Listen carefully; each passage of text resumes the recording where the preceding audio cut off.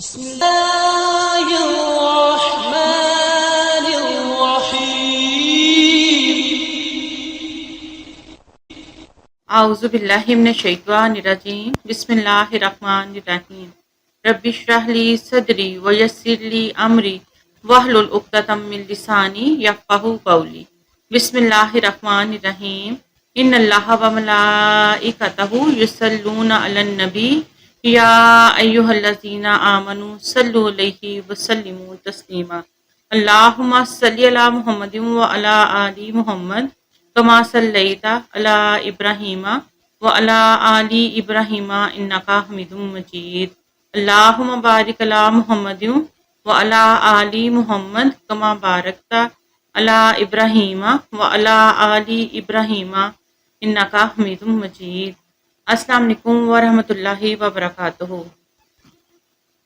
ہمارا ماشاءاللہ احادیث مبارکہ کا سلسلہ جاری ہے، اور آج کل کے جس طرح کی ہم پریشانیوں میں گرے ہوئے ہیں تو نبی پاک صلی اللہ علیہ وآلہ وسلم نے اس سے بھی نکلنے کا ہمیں یہ طریقہ بتایا ہے کہ ہم اپنی زندگیوں میں استغفار کو لازم پکڑ لیں، اور جتنا ہم سے ہو سکے تو ہم اللہ تعالیٰ سے توبہ استغفار کریں، تاکہ پہلے ہم اپنے نامہ اعمال درست کر سکیں اور پھر اللہ تعالیٰ کے سامنے اپنی جتنی حاجات ہیں، ضروریات ہیں، یا جو ہماری زندگی کے مقصد ہیں وہ ہم اللہ تعالیٰ سے مانگ سکیں.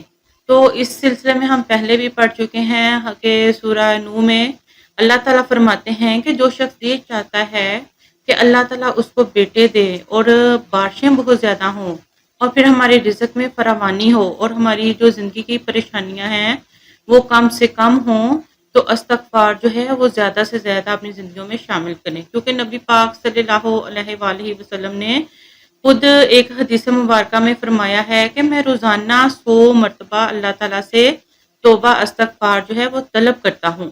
اور اس کے بعد نبی کریم صلی اللہ علیہ وآلہ وسلم نے فرمایا کہ میں ایک نشست میں کم سے کم جو ہے وہ 70 مرتبہ اللہ تعالیٰ سے توبہ استغفار کرتا ہوں اور اللہ تعالیٰ سے مغفرت طلب کرتا ہوں. تو ہمیں بھی ایک تو تھوڑی سی یہ عادت بنانی چاہیے کہ ہم چلتے پھرتے اللہ تعالیٰ سے توبہ استغفار کریں، اللہ تعالیٰ سے باتیں کریں، اور پھر اس کے بعد جتنی بھی ہماری حاجات ہیں، ضروریات ہیں، یا جو ہماری خواہشات ہیں وہ ہم اللہ تعالیٰ سے مانگ سکیں. جو دور حاضر ہے اس میں دیکھیں کہ پریشانیاں اس قدر ہیں کہ سم ٹائم ایسا ہوتا ہے کہ انسان کو سمجھ نہیں آتی کہ کس طریقے سے اللہ تعالیٰ سے ہمیں دعا مانگنی چاہیے. تو سب سے پہلے اپنے جو ہے وہ اعمال ان کو درست کر کے اسلام کی طرف آئیں، نماز قرآن کی پابندی کریں، اور اس کے بعد اللہ تعالیٰ سے استغفار طلب کریں، تاکہ آپ کا جو باطن ہے وہ بھی اللہ تعالیٰ اس کو پاک کر کے پھر جو آپ دعا کریں گے تو انشاءاللہ اللہ تعالیٰ اس کو ضرور اور جلدی قبول کریں گے انشاءاللہ. تو حدیث مبارکہ شروع کرتے ہیں، اور یہ ابن ماجہ اور بہقی کی حدیث مبارکہ ہے. حضرت عائشہ رضی اللہ عنہما سے روایت ہے کہ نبی کریم صلی اللہ علیہ وآلہ وسلم یہ دعا کیا کرتے تھے: اے اللہ، مجھے ان لوگوں میں شامل فرما کہ جب وہ نیکی کرتے ہیں تو خوش ہو جاتے ہیں، اور جب کوئی غلطی کر بیٹھتے ہیں تو مغفرت طلب کرتے ہیں. آمین ثم آمین. اور اللہ تعالیٰ ہمیں بھی ان لوگوں میں شامل کرے. اسی طرح حدیث مبارکہ ہے مسلم اور بخاری کی. حارث بن سوید رضی اللہ عنہ بیان کرتے ہیں عبداللہ بن مسعود رضی اللہ تعالیٰ عنہ نے ہم سے حدیث بیان کی کہ نبی کریم صلی اللہ علیہ وآلہ وسلم نے فرمایا: مومن اپنے گناہوں کو یوں سمجھتا ہے جیسے وہ کسی پہاڑ کے نیچے بیٹھا ہوا ہو اور وہ ڈرتا ہے کہ وہ اس پر گر پڑے گا، جبکہ فاجر شخص اپنے گناہوں کو یوں سمجھتا ہے جیسے مکھی اس کے ناک پر بیٹھ گئی ہو. پھر انہوں نے ہاتھ کے اشارے سے اپنے آپ سے مکھی اڑا کر دکھائی. پھر انہوں نے کہا: میں نے رسول اللہ صلی اللہ علیہ وآلہ وسلم کو فرماتے ہوئے سنا: اللہ اپنے مومن بندے کی توبہ سے اس شخص سے بھی زیادہ خوش ہوتا ہے جو کسی مہلک بیابان میں پڑاؤ ڈالے، اس کے ساتھ اس کی سواری ہو جس پر اس کا کھانا پینا ہو، اس نے اپنا سر رکھا ہو اور سو گیا ہو، جب وہ بیدار ہوا تو اس کی سواری کہیں جا چکی تھی، اس نے اسے تلاش کیا حتیٰ کہ جب گرمی، پیاس یا جو اللہ نے چاہا اس پر شدید ہو گئی تو اس نے کہا: میں اپنی اسی پہلی جگہ پر واپس جاتا ہوں اور سو جاتا ہوں حتیٰ کہ میں فوت ہو جاؤں. اس نے اپنا بازو پر اپنا سر رکھا تاکہ وہ فوت ہو جائے. وہ بیدار ہوا تو اس کی سواری اس کے پاس کھڑی تھی. اور اس کے کھانے پینے کا سامان بھی اس پر موجود تھا۔ اللہ مومن بندے کی توبہ سے اس آدمی سے بھی زیادہ خوش ہوتا ہے جسے اپنی سواری اور اپنے ذات راہ ملنے پر خوشی ہوتی ہے۔ سبحان اللہ، الحمدللہ۔ یہ دیکھیں کہ اس میں یہی مثال ہے کہ جب انسان بالکل قریب المرگ ہو جاتا ہے اور وہ اتنا مایوس ہو جاتا ہے، پھر وہ اللہ تعالیٰ سے دعا کرتا ہے تو اللہ تعالیٰ اس کی دعا سنتے ہیں۔ تو اس لیے اللہ تعالیٰ سے دعائیں مانگنی چاہیے ہمیں، بہت زیادہ، اور ہر وقت ہمیں مانگنی چاہیے، اور اللہ تعالیٰ کی طرف ہی اپنی ساری جو ہماری عبادت ہیں ان کو خالص کر کے اللہ تعالیٰ سے ہی ہمیں ہر چیز مانگنی چاہیے۔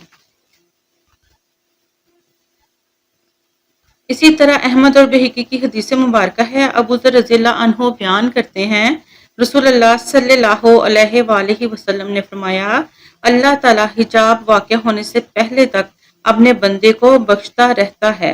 صحابہ نے عرض کیا، اللہ کے رسول، حجاب کیا ہے؟ آپ صلی اللہ علیہ وآلہ وسلم نے فرمایا، کوئی جان حالت شرک میں فوت ہو۔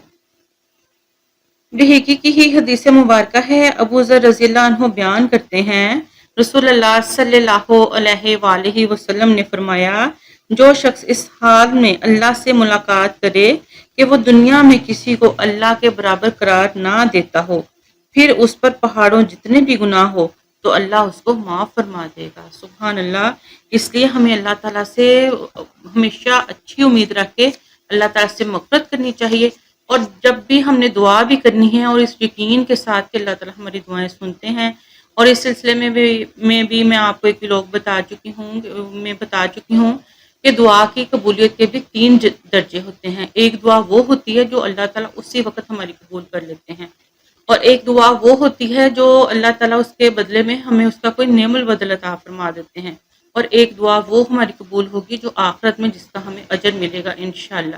تو جب ہمیں آخرت میں اجر ملے گا تو اس ٹائم ہم سوچیں گے کہ کاش ہماری دنیا میں کوئی دعا قبول ہی نہ ہوئی ہوتی تو ہمیں آخرت میں اس کے بدلے کتنا زیادہ اجر ملتا۔ تو انشاءاللہ ملیں گے پھر اگلے ولاگ میں۔ اجازت دیجیے، السلام علیکم ورحمۃ اللہ وبرکاتہ۔ سبحانک اللہم و بحمدک، اشہد ان لا الہ الا انت، استغفرک و اتوب الیک، وما علینا الا البلاغ المبین۔